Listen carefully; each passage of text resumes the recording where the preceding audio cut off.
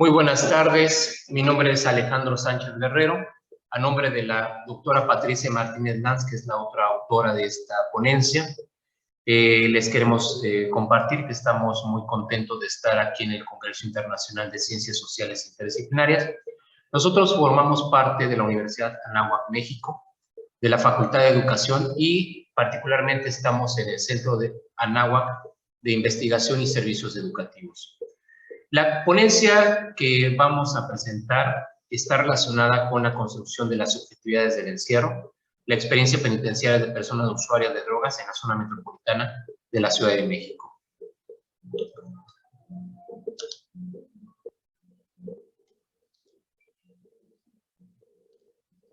Para empezar, queremos hacer mención de las dimensiones que tiene la problemática del número de personas privadas de la libertad de México, en el cual estamos en el lugar 10 del número total de personas que están privadas de la libertad, con más de 204,000 personas. Pero si esto lo comparamos con la tasa de población por cada reclusorio por cada 100,000 habitantes, vemos que México está en el lugar 99, con 164 personas privadas de la libertad por cada 100,000 habitantes. Respecto a la infraestructura que tiene el país, al cierre de 2020, había 19 centros penitenciarios federales, 251 estatales que dependían de cada entidad federativa, que en la imagen es cada una de ellas, son 32 entidades federativas en el país, y también había 53 centros especializados de tratamiento e internamiento para adolescentes. La capacidad que tienen todos estos centros penitenciarios era de 221,204 espacios para toda esta población, y en ese año solamente se tenía un número más bajo que esto, de 211,154 personas que estaban privadas de la libertad, y eso hacía una tasa de ocupación del 95.5%. Cualquiera diría que en México las cárceles en ese sentido no están saturadas, pero lo que ocurre acá es que la no saturación se encuentra particularmente en los centros federales, que son los menos, son 19, pero la gran mayoría, la gran parte de los centros estatales en donde se concentra el grueso de la población penitenciaria es donde hay sobresaturación en estos centros. El presupuesto estimado para 2020 fue de 1.900 millones de dólares. Si hacemos un cálculo muy sencillo, estaríamos identificando que cada persona privada de la libertad tiene un costo para el país de $9,000 anuales, que es algo caro. El Censo Nacional del Sistema Penitenciario Federal y Estatal de 2021, que es, este censo lo hace el Instituto Nacional de Estadística y Geografía de México, dice que el 19.6% de los delitos cometidos por la población que ingresó a los centros penitenciarios en 2020 se relacionó con drogas, había una relación de las drogas. Sin embargo, el 35.4% de las personas que estaban ya privadas de la libertad tenían ya una adicción a sustancias psicoactivas. Y el 35.3% dijo que no tenía una adicción, y el 28.3% no se identificó esta condición de adicción. Del total de personas con alguna adicción registrada, el alcohol concentró el 27.5%, seguido de marihuana, que es la segunda droga de mayor consumo, el crack, la cocaína y las metanfetaminas, que algo importante de decir es que las personas privadas de la libertad tienen porcentajes muy elevados, mucho más elevados que la población en general respecto al consumo de drogas. El marco referencial que estaremos utilizando para este abordaje, para esta investigación que estamos desarrollando, es el análisis fenomenológico interpretativo, que vamos a conocer como AFI de aquí en adelante. El AFI es un enfoque de investigación cualitativo que tiene como razón de ser comprender cómo las personas le otorgan un significado a sus experiencias. El foco de interés está hacia aquellas experiencias que adquieren un significado especial, algunas de ellas no muy frecuentes y con un valor experiencial único para quien las vive. Es justamente este valor experiencial en términos de significado la materia prima para llevar a cabo un estudio bajo la metodología de DAFI. Su objetivo es estudiar un acontecimiento, pero desde la perspectiva de quién lo vive. En ese sentido, vamos a ver que hicimos una serie de entrevistas y lo que vamos a ir presentando y analizando es literalmente el discurso, el análisis del discurso que hacen estas personas. Ya que se parte del supuesto de que las personas tratan de elaborar significados sobre su experiencia. Las bases teóricas del AFI se encuentran en la fenomenología de Husserl y un movimiento filosófico preocupado por la experiencia vivida, y de otros autores que han seguido trabajando, entre ellos Andrew Schutz, que ha trabajado esta parte de la fenomenología en las ciencias sociales. En términos metodológicos, para homologar las características de los sujetos que entrevistamos, que seleccionamos, se considera el criterio que tuvieran una experiencia de vida penitenciaria y que además tuvieran prácticas de uso problemático de sustancias psicoactivas. No solamente que consumieran, sino que tuvieran un consumo altamente problemático. Se utilizó un método de triangulación con entrevistas semiestructuradas, análisis de encuestas nacionales y el análisis de un estudio local en el Estado de México. Se entrevistaron 10 varones a quienes se les identificó a través de la bola de nieve. Identificando a una persona, nos llevó con otra y así sucesivamente para poder entrevistar a estas personas, que es una población bastante compleja. Los temas centrales de las entrevistas semiestructuradas fueron el significado del consumo de drogas, la experiencia penitenciaria, la trayectoria delictiva y la experiencia de vida. Respecto al inicio de la actividad delictiva y de drogas, lo que podemos observar es que la venta de drogas es parte de una trayectoria de vida que normalmente encontramos en ellos y que forma parte importante, significativa en las narrativas que van estructurando. Y bueno, vamos a ver dos partes de las entrevistas. Una que es de Ángel. Ángel es una persona que entrevistamos y que Ángel pues tiene un problema fuerte del alcohol, es hijo de familia, así él se dice, y que quería ser un retador de todo lo que hacían, lo que ellos veían. Tenía como negocio la venta de drogas, estaba acusado de homicidio, estaba bajo los efectos, ya tenía tiempo de estar bajo los efectos de cristal, de las metanfetaminas en el momento de la entrevista, también consumía inhalables, coca, cristal, y bueno, Ángel nos decía que toda su vida ha sido vender droga, robo y puras mamadas, ¿no? Así decía él. Recuerden, es una cuestión literal, es importante mencionar la forma en que narran, en que significan a través del discurso sus vivencias. Héctor también lo entrevistamos en el albergue, a él le dicen el gato, también nos decía que se identifica mucho como gato.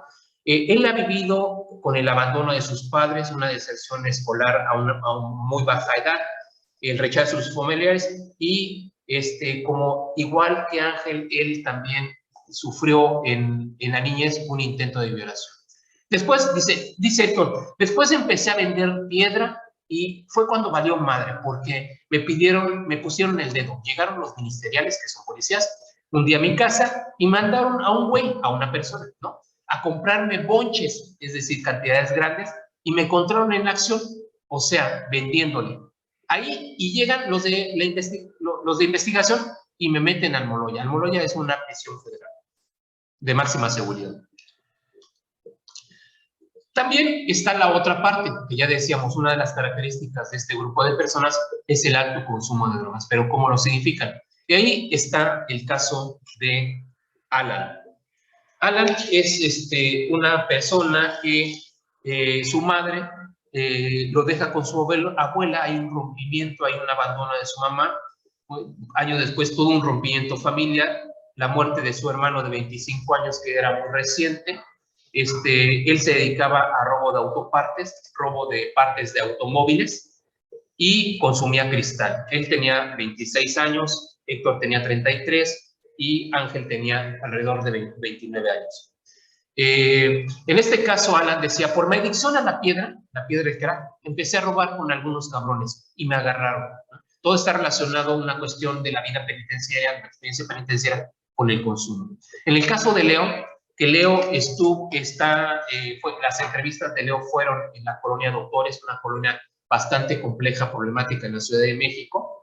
Leo tenía un mes, 20 días que había salido de prisión, lo enviaron durante 7 meses con beneficio, salió bajo beneficio, ya era su tercera vez que estaba en prisión, la más larga fue de 7 años, y bueno, inició con un desquite en una situación en la secundaria, empezó toda esta cuestión de robos, pero dice, la segunda vez era cuando yo ya empezaba a drogarme y me empecé a juntar en una colonia que vivían aquí en la Doctores. Fue en el tiempo que parábamos el alto, ahí en el viaducto, que es una vialidad bastante importante, antes de que pusieran las cámaras. De hecho, fueron las primeras cámaras que pusieron, que estoy hablando del 96, 97, 1997.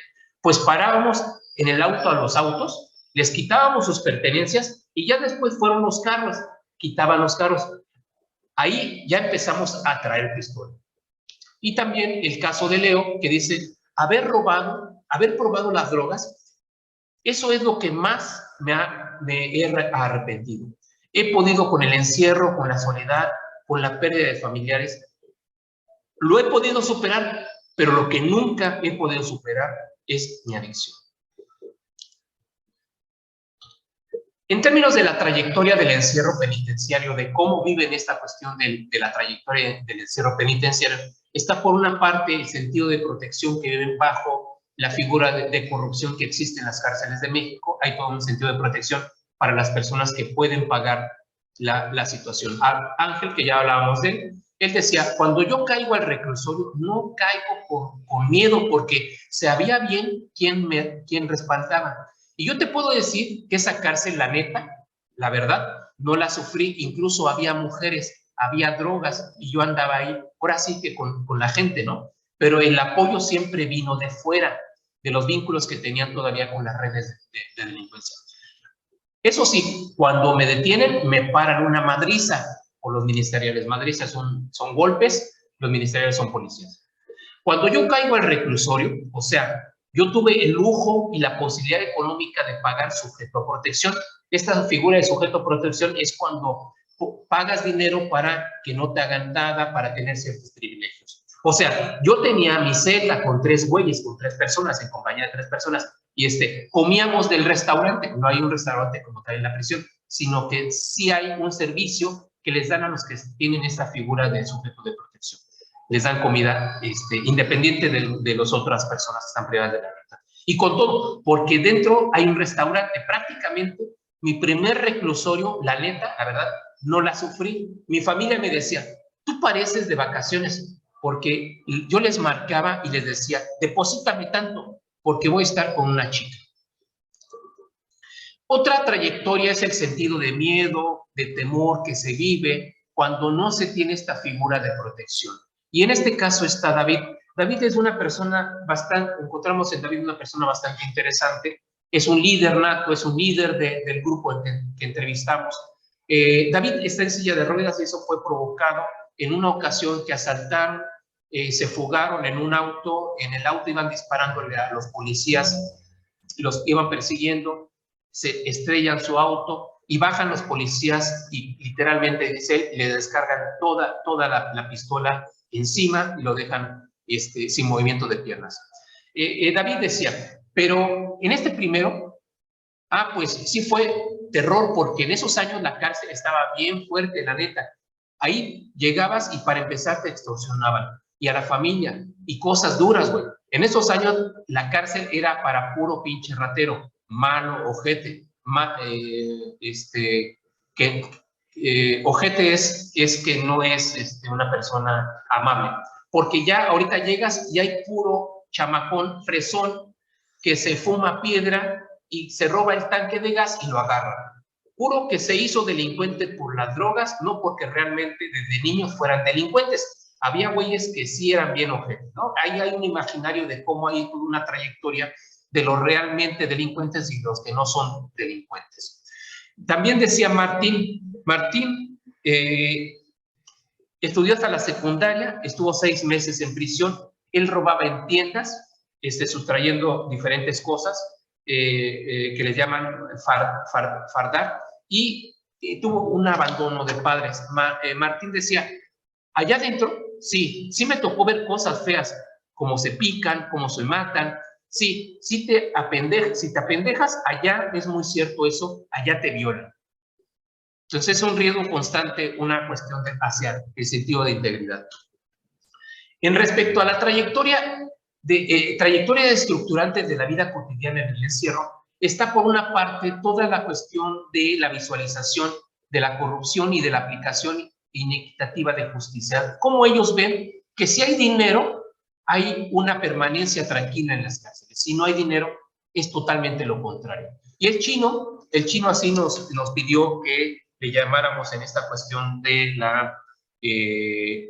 las entrevistas. El chino dice, vengo de una familia disfuncional, con una madre de un consumo crónico de drogas, viene huyendo, de hecho un día antes había llegado a la alberca, un día antes de la entrevista, venía huyendo por amenazas de muerte, por quitarle su casa. Un grupo de personas de delincuencia organizada estaban buscándolo para matarlo.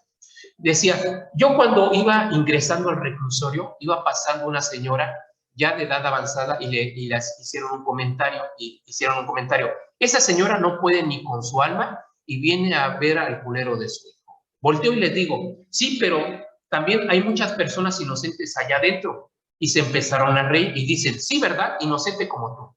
Sí, también me empecé a reír. Sí, así como yo, que no tengo dinero, porque si tuviera dinero, ya me hubiera chispado de la delegación, salido de la delegación. Así como a los güeyes que robaron y secuestraron, que los chisparon por 60,000 pesos cada uno. En ese momento, yo que les contesto eso y que me empiezan a dar unos madrazos, que lo empiezan a golpear. Chino. Las condiciones de vida en el encierro. Aquí está el caso de Víctor, que Víctor tiene 50 años, vive en situación de calle, vive atrás de una casa de cultura, ya está en situación de calle entonces, y bueno, él no tiene ningún apoyo, está completamente separado de su familia.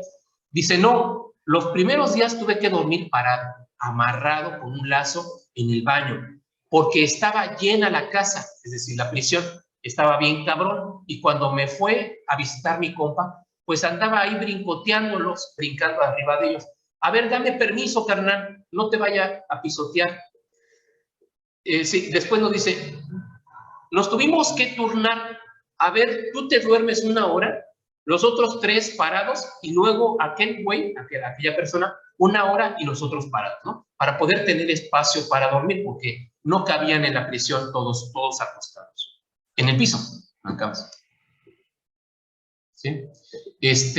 Y bueno, esta cuestión de la continuidad delictiva, de la parte de los albergues, la condición de vida y la continuidad delictiva, que es esta parte en la cual hay toda una trayectoria de vida. Dice David, salí de ahí, pero ya estaba yo bien madreado. Esa primera cárcel fue la que me hizo un pinche diablo. Me transformó mi vida y empecé a fumar piedra, crack, allá adentro. Ya malicias, ¿no? En la cárcel, para seguir drogándote, tienes que, o sea, ya robar a un ratero, es porque no mames, ya empiezas a valer gorro, ¿no? Empieza a ver toda una trayectoria de una continuidad delictiva dentro de las prisiones. La neta, así como esa gente, madré un chingo madral, güey.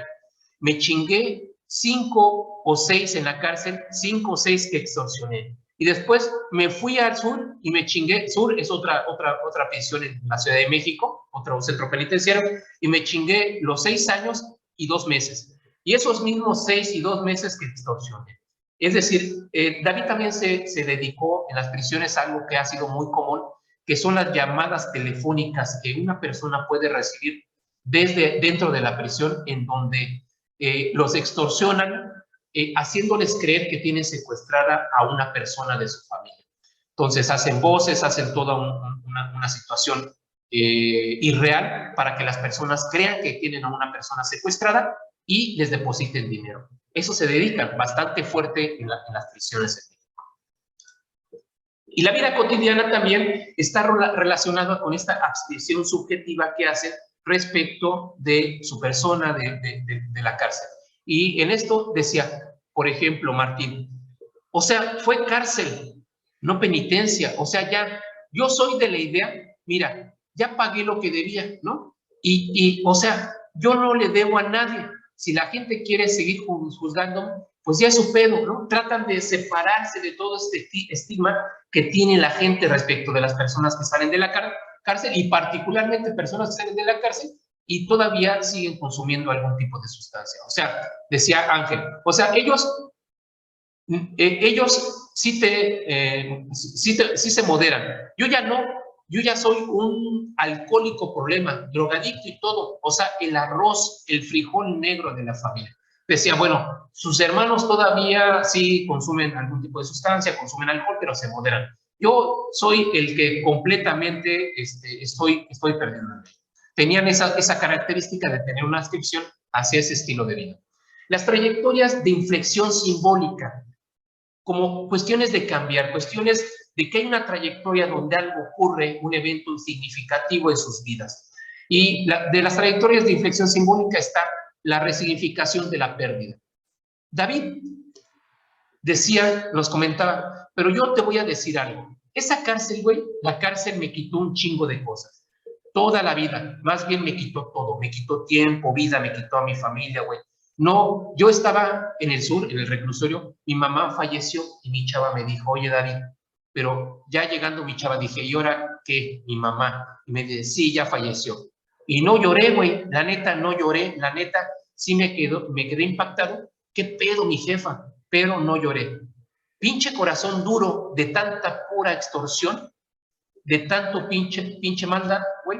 O sea, tanto valiéndome verga, era erizo y no erizo, si tienes para comer o no tienes para comer, a mí me valía verga. Es decir, él ya se considera que fue una persona muy mala, digámoslo así, una persona muy negativa, que no se tentaba el corazón, que no se detenía si las personas que estaba extorsionando telefónicamente eran personas que tenían o no dinero. En una ocasión nos contó que extorsionaba a una mamá que le decía que no podía darle dinero porque tenía la operación de una hija que tenía cáncer y que ese dinero lo iba a ocupar para ello. Pero fue tanto la insistencia de que tenían a un familiar secuestrado que al final la señora se dio.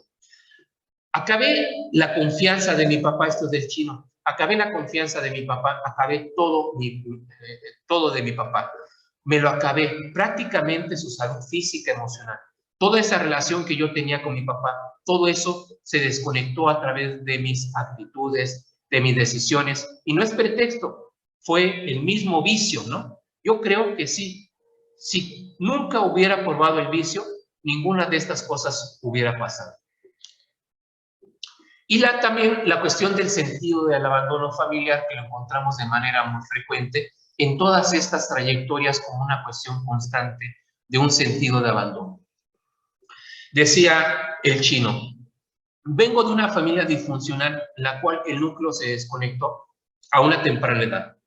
Como a los 9 años, desde muy pequeño, veía cómo mi madre andaba en el desmadre, ella se drogaba, y yo empiezo a ver todo eso desde muy chiquito. Posteriormente empiezo a creer, mi mamá me abandona con mi papá, a crecer, perdón, mi mamá me abandona con mi papá, y mis hermanas, no siendo hijas de mi papá, él se hace responsable de las tres. Martín, a la calle lo que me lleva es el desprecio de mi familia, así como es, ¿no? Me pintaron huevos, que es una forma de rechazar. Me dijeron, no te podemos dar chance porque ya para nosotros eres un convicto. Eso le hacía mucho significado, lo comentó muchas veces, la forma en que te rechazan, en que la familia rechaza, lo comentó mucho Martín.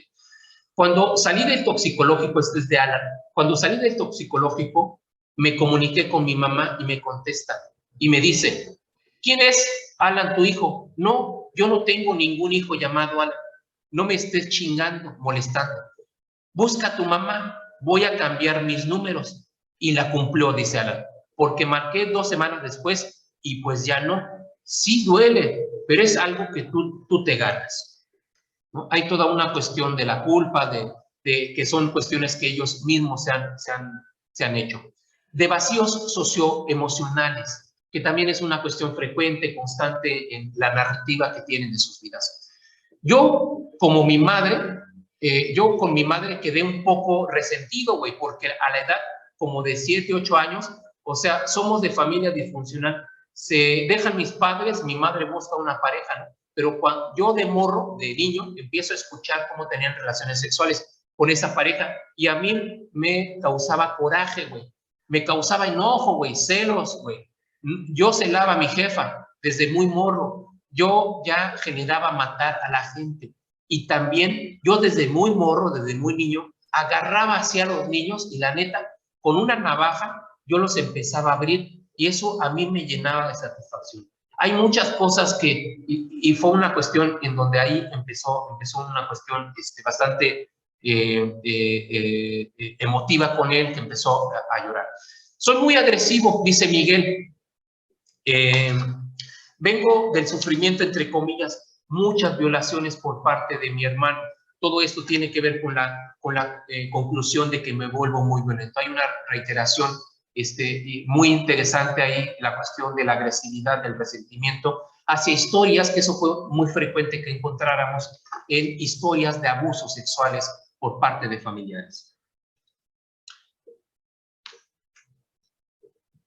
Y el otro que está relacionado con las expectativas de cambio, en ese sentido, bueno, las expectativas de cambio, decía Ángel, a mí nadie me pone la pistola para que yo me meta a la droga, ¿no? Sinceramente, hay algo muy dentro de mí que me grita, ya, güey, ya basta. Imagínate, güey, después de que tuve una vida chingona, una vida buena, carros chingones, casa y una mujer y hijos, ¿dónde estoy terminando, güey? Estaba en el albergue. A mis 29 años se me parte la voz porque lo que estoy viviendo en carne propia y me doy cuenta que la droga no me ha hecho más a mí, más que mi puta madre, güey, que le ha hecho mucho daño. También David decía, cambiar es algo bueno, güey. Yo he llegado a pensar que soy más feliz en mi silla, en su silla de ruedas, güey, que cuando caminaba por tanta mamada que hice. Hubo un cambio tremendo en David. Había una cuestión de cómo empieza a tener una serie de formas de pensar hacia el ayudar a sus compañeros, ayudar a la gente. Matamos gente en Naucalpan, es un municipio del Estado de México, bastante problemático también. Fue cuando me junté con la banda del Molino y lo siento porque me duele, no es nada de orgullo, a mí me da pena, me avergüenzo de mi pasado, güey, y pienso, qué poca madre tuve, güey. David también. Planeo dar pláticas de motivación para chavos y poder compartir con un poco de risa, ¿no? Las experiencias. Y trae toda una serie en su narrativa, en su trayectoria, de verse como una persona que está ayudando, de compartir su experiencia para que otros puedan, para que pueda ayudar a otras personas. Las expectativas de vida, ¿qué expectativas de vida tenían en términos de estas trayectorias? Ángel, va a sonar muy idiota cuando le decimos qué expectativa de vida te tienes, cómo te ves en los siguientes años, qué te gustaría tener. Mi sueño ahorita, dice, es tener 20 millones de pesos, $1 millón.